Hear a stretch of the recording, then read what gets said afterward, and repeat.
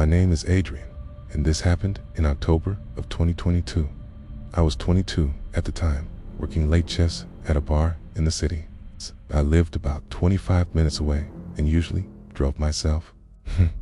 But that night, my car was in the shop, so I ordered an Uber. It was around 1:47 a.m. when my shift ended, later than usual, and the street outside the bar was nearly empty. The kind of empty where every sound feels louder and the silence between them feels unnatural. When I opened the Uber app, I saw that my driver was already nearby, a black Toyota Camry, plates ending in 7BW, with a picture of the driver named Evan, who looked to be in his mid-30s. I confirmed the ride, put my phone in my pocket, and stepped outside. That's when the car rolled up to the curb. Perfect match. Same model, same color, same plate number, at least from what I could see in the dim streetlight. I didn't think twice. I walked around to the back door and opened it. Inside, the driver didn't say anything at first. He just looked at me through the rearview mirror. His eyes were shadowed like he was sitting further back from the steering wheel than most people do. I gave a small, awkward nod. Hey, for Adrian. There was a pause, long enough to be weird, before he finally said, "Yeah, get in." His voice was low, flat, like he didn't talk much. I sat down, pulled the door shut, and buckled my seatbelt. The interior smelled, not like cigarettes or sweat, something metallic, like old coins or blood. I assumed maybe it was from whatever he had transported earlier. I didn't think too deeply about it. Looking back, I wish I had. The car pulled away from the curb smoothly, too smoothly. No quick acceleration, no jerkiness. It was almost like the driver was trying not to draw attention. I opened my phone to check the ride details, but for some reason, the app wasn't showing the usual movement map. Instead, it said, "Finding your driver," which made no sense because I was already in the car. I frowned, refreshed the app, and finally the profile loaded again. Evan, mid-30s, smiling slightly in the photo. But something hit me. The man in the driver's seat wasn't smiling, and he didn't look like the photo, not even close. The hair was the same color, but that was about it. The facial shape was wrong, the nose sharper, the eyes sunken. My stomach tightened. I glanced at the window. We weren't heading toward the usual route. He had taken a turn that the app never suggested. I cleared my throat. I think the GPS wants us to go straight, not left. No reply. Kept driving. I tried again. "Hey, are you Evan?" It's time he spoke. "Put your phone away." The tone wasn't angry. It was worse. It was calm, commanding, like he expected me to obey. My heart started pounding so hard I could feel it shaking my shoulders. I slowly moved my hand off my lap and placed it near the door handle. I know some people reading this might think, why didn't you just jump out? Because the car was still moving at around 40 miles per hour. Because my brain couldn't swallow the reality yet. Because fear freezes you in place before it lets you run. I forced myself to speak again.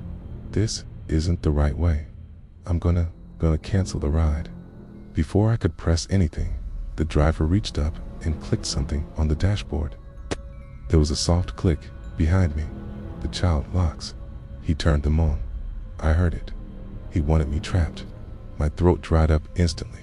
My fingers went numb. "Let me out," I said. I tried to make my voice sound firm, but it shook badly. The driver didn't respond.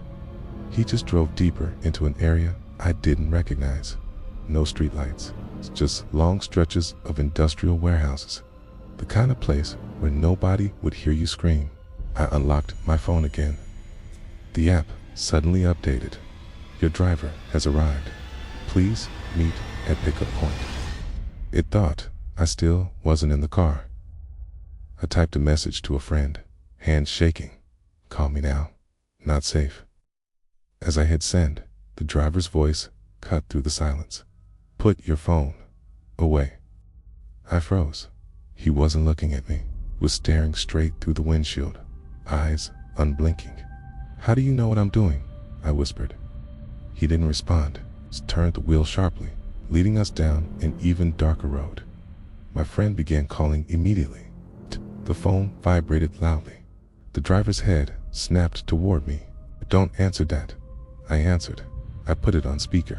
So my friend said, "Yo, everything good?" I tried to keep my voice steady. Yeah, everything's fine. Still in the Uber, heading home." The driver's grip on the wheel tightened. My friend must have heard something in my tone because he said, "Adrian, you sure? You sound..." Suddenly, the driver slammed his palm onto the center console. A loud crack echoed inside the car. "Hang up." I didn't. I held the phone closer to my mouth. "Listen, I'm on 9th Street, heading..." The driver suddenly reached back with one hand, trying to grab the phone out of my hand while still driving. I jerked away, pressing myself against the door. My friend was yelling now.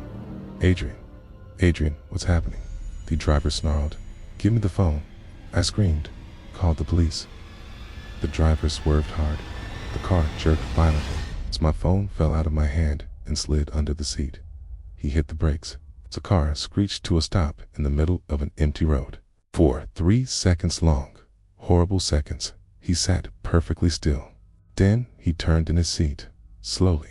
His face was expressionless, but his eyes were wide, unhinged.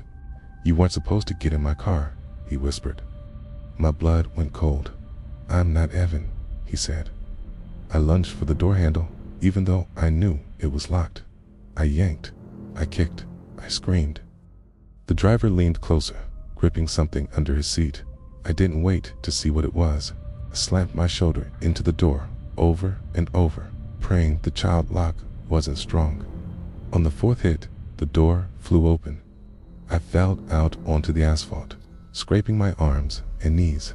I didn't feel the pain, just raw terror. I ran, full sprint. I didn't look back until I heard the car door slam behind me and the engine roared to life. He was chasing me.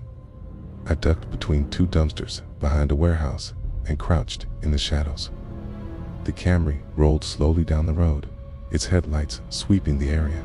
I held my breath so hard, my chest hurt. After about a minute, he drove off. Stayed hidden for almost 15 minutes before I worked up the courage to move. I eventually reached a gas station and used their phone to call 911. Police arrived, took my statement, and tracked the real Uber driver, the actual Evan, who told them he had canceled after I didn't show up at the pickup point. His car never came near my location. As for the man who picked me up, police never found him. The car he used was real, same color, same model, but the license plate was off by a single letter, close enough to fool someone in the dark. To this day, I still don't know if he planned what he was going to do to me. Kill me, kidnap me, rob me. But I do know this: if my friend hadn't called right when he did, and if I hadn't broken that door open, I wouldn't be alive to tell this story. Now, I never get into a rideshare without checking every single detail: the plates, the face, the name, the driver's greeting. I learned the hard way that one small moment of trust can become the biggest mistake of your life.